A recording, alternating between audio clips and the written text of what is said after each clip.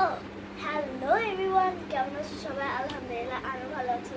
তো আজকে আমি রাত্রিবেলা আমার মনে পড়ছে যে আমি টিচার্স ডে কার্ডই বানাইনি।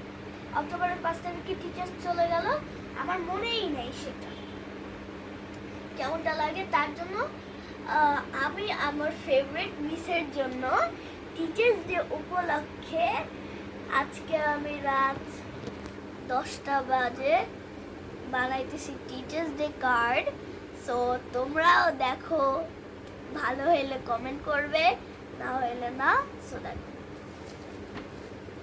It is my happy teachers day card. এটার ভিতরে আমি একটা স্টোরি লিখতেছি, ওইটা কমপ্লিট হলে তোমাদেরকে আমি দেখাবো, চেষ্টা করব। সো আগে স্টোরিটা লিখে নিই, এরপর তোমাদের সাথে আবার দেখা হচ্ছে। তো বাই।